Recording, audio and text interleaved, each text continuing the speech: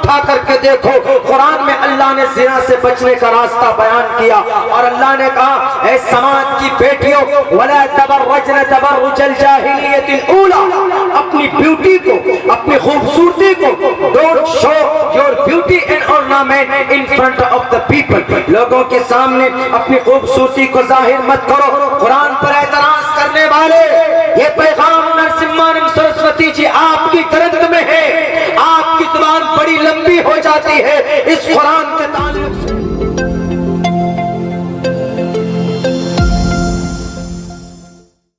की बात करता है, हमारे अकाबिर मदारिस की फजीलत बयान करते हैं। अगर अब्दुल्ला सालिम संविधान को पेश करता है, अगर कुरान करीम की तिलावत लोगों को समझाने की कोशिश करता है, तो फौरन अब्दुल्ला सालिम पर UAPA लग जाता, अब्दुल्ला सालिम पर टेररिज्म का, इनके ऊपर धारा लगकर इनको अंदर कर देते। लेकिन वो गद्दार, वो कातिल, वो लुटेरे, वो कत्ल करते हैं, वो इज्जत लूटते हैं, समाज की बेटियों के दिलों में खौफ पैदा करते हैं, उन्हें आप छोड़ देते हो बेलगाम घोड़ों की तरह। नहीं चलेगा, ये बिल्कुल भी नहीं चलेगा। मेरे भाइयों, पूछो दुनिया वालों से कि ज़ानी को क्या सजा दी जाए, भारत के संविधान से पूछो तो भारत का संविधान कहेगा कि जिना करने वालों को फांसी के फंदे पर लटका दिया जाए। पूछो ऋग्वेद से जिना करने वाले को क्या सजा दी जाए, ऋग्वेद कुछ नहीं बोलेगा। पूछो सामवेद से, पूछो अथर्ववेद से, पूछो रामायण महाभारत गीता से कि ज़ानी को कैसी सजा दी जाए, क्या सजा दी जाए। दुनिया की सारी किताब ये तो कहेगी कि भाई ज़ानी को सजाए मौत दी जाए, लेकिन जिना से कैसे बचाया जा सकता है। समाज के नौजवानों को, हमारे समाज के लड़कों को जिना के रेशियो को कैसे घटाया जा सकता है। ए दुनिया वालों, उठाओ कुरान को, कुरान से पूछो, कुरान कहेगा कि अगर जिना से बचना है, अगर ज़ानी को सजाए मौत से बचाना है, अगर जिना के रेशियो को कम करना है, आओ कुरान को उठा करके देखो। कुरान में अल्लाह ने जिना से बचने का रास्ता बयान किया और अल्लाह ने कहा, ऐ समाज की बेटियों, वला तबर्रजन तबर्रुजल जाहिलियतिल ऊला, अपनी ब्यूटी को, अपनी खूबसूरती को, don't show your beauty and ornament in front of the people, लोगों के सामने अपनी खूबसूरती को जाहिर मत करो। कुरान पर एतराज करने वाले, ये पैगाम नरसिम्हानंद सरस्वती जी आपकी ग्रंथ में है, आपकी जुबान बड़ी लंबी हो जाती है इस कुरान के ताल्लुक से। मेरे भाइयों, अगर आपका बच्चा पढ़ा होगा तो नरसिम्हानंद सरस्वती की जुबान पकड़ कर कहेगा कि जुबान मत बढ़ाओ, कुरान के तई, कुरान के खिलाफ अपनी जुबान इस्तेमाल मत करो। इसलिए कि वला तबर्रजन तबर्रुजल जाहिलियतिल ऊला, कुरान की आयत है, समाज की बेटियों को पैगाम है कि बेटियों, अपनी ब्यूटी को, अपनी खूबसूरती को, अपनी जीनत को गैर महरम के सामने में मत जाहिर किया करो। ये सिर्फ कुरान का पैगाम नहीं है, ये ऋग्वेद का पैगाम है। दर्शनहीन स्त्रियां अदेव श्रेष्ठिमो परी, संतराम पादको हर माते कौशल को। समाज की माताओं, समाज की बहनों, दर्शनहीन हो जाओ, किसी को दर्शन मत दो, किसी को अपना अंग मत दिखाओ, किसी को अपनी खूबसूरती जाहिर मत करो। कब जवाब देंगे हम? जब हमारा बच्चा पढ़ा लिखा होगा, जब हमारे बच्चों में तालीम हो, कुरान के ताल्लुक से तालीमात अगर हम आम करेंगे तो इंशाअल्लाह अगर कोई कुरान के खिलाफ जुबान बुलंद करेगा, हम उसकी जुबान पकड़कर उसको जवाब दे सकते हैं। कुरान कहता है कि आओ दुनिया वालों, अगर जिना के रेशियो को कम करना है तो कुरान पढ़ो। कुरान करीम के अंदर ऑर्डर है कि हमारे नौजवान लड़का, नौजवान लड़की निगाहें नीची रखे। जब निगाहें नीची होंगी तो फिर क्या होगा?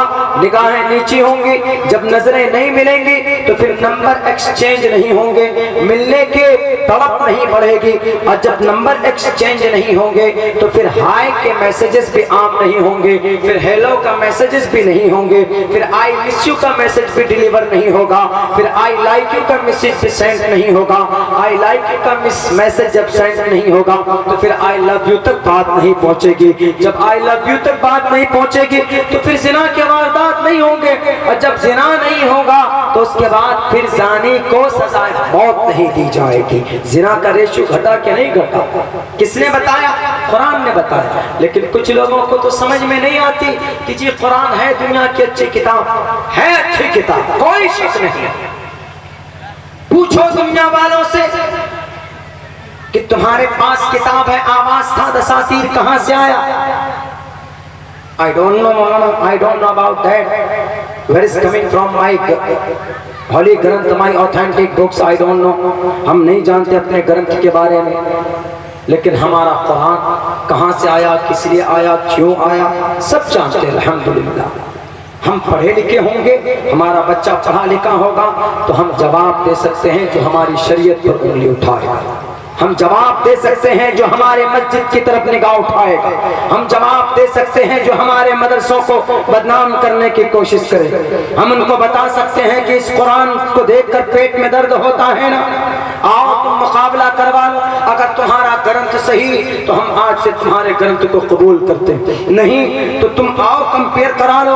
अगर हमारा ग्रंथ सही तो सर नीचे करके हमारे ग्रंथ को कबूल करो। और ग्रंथ को कबूल करना और ग्रंथ के मुताबिक जिंदगी करना पाप नहीं है। नरसिम्हानंद सरस्वती जी साहब, भारत के अंदर इस वक्त सबसे ज्यादा धार्मिक आदमी में सबसे ज्यादा तशद्दुद परस्त अगर संत हैं, कोई साधु और महाराज हैं तो नरसिम्हानंद सरस्वती जी सबसे ज्यादा ऑल बकते हैं जनाब। क्या कहते हैं कि इस दुनिया में सबसे पहले जिहादी मोहम्मद रसूलुल्लाह नाउज़ुबिल्लाह मोहम्मद थे, और वो नौकरी करते थे और उन्होंने जहां नौकरी करते थे वहां उनके शौहर को मारा, हत्या की, और उसके बाद फिर उनके माल पर कब्जा किया।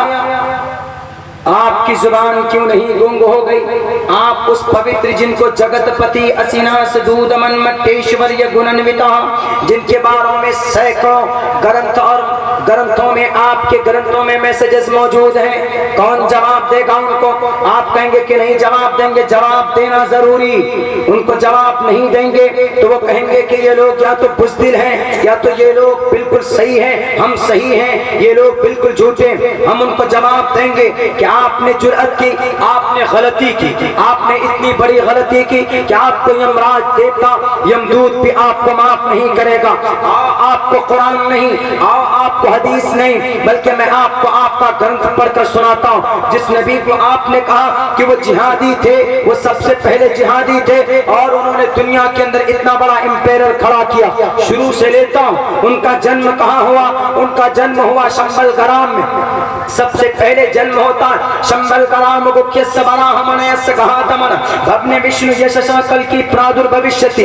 नरसिम्हानंद सरस्वती जी, आपने जिस शख्सियत को जिहादी कहा, उनका जन्म कहाँ होता है? उनका जन्म होता है शंबल ग्राम ऊंचे खानदान में उनका जन्म होता है। और सुमतियानी था वैष्णवम, सोमवती के कोख से और विष्णु यश के जरिए से उनका जन्म होता है। जन्म होने के बाद वो क्या करते हैं? आइए नरसिम्हानंद सरस्वती जी, मैं कुरान नहीं पढ़ रहा हूँ, मैं हदीस नहीं पढ़ रहा हूँ, बल्कि आपके ग्रंथ में उस जिहादी के बारे में पैगामात मौजूद हैं। अगर वाकईतन आपके दिलो दिमाग में अपने ग्रंथ से मोहब्बत है, अगर वाकईतन आपको अपने शास्त्र से प्यार है, तो अपने शास्त्र को पढ़ोगे तो तुम्हें पता चल जाएगा कि आपने जिस शख्सियत को आपने बुरा भला कहा, जो तौहीद आमेज कलिमात आपने इस्तेमाल किए, आप कयामत महाप्रलय की सुबह तक आप ये गलती नहीं करेंगे। इसलिए कि आपने परमेश्वर, आपने परमात्मा ने जिस शख्सियत की विशेषताएं बताई, आपने उनके खिलाफ आपने बात की। आप पैदा होने के बाद देखो उस महापुरुष का काम क्या। अहमदी पृष्ठटी मेगा मर्तस जगरम मोहम्मद सूर्य इवाजानी, सूरज की तरह पूरी दुनिया के अंदर वो रोशनी फैलाएंगे। दूसरे नंबर पर आ जाओ, दुनिया वालों को ईश्वर ने मुखातब करके कहा कि जिस जात को मैं भेज रहा हूँ महानिमादित्य वरुण तपस्या प्रस्तातयन्याय, उनको नहीं मानोगे तो कामयाबी तुम्हें नहीं मिलेगी। और उनका काम क्या होगा? आज्ञान है तो किरत मोहम्मद अंधकारम नाशम विदायम हित्तिदो देते विवेका, वो अंधकार को खत्म करेंगे। उनके बाद उनका काम क्या होगा? नराशम सस्विष्यते श्रेष्ठम सहस्त्रा नवीतम चकोरम अरुषमी शुद्धाम है। दुनिया के अंदर शुद्धिकरण करेंगे, दुनिया के अंदर खूबसूरती उनके अंदर इतनी होगी, अस्वमाश शुकमानुहा विचरण चुना चुना है न प्रतिम गति तपलिंगम चितो मठेश्वरी गुणन्विता। और वो दमन करेंगे, वध करेंगे किनका? जालिमों का, जाहिल का, फिरका परस्त लोगों का।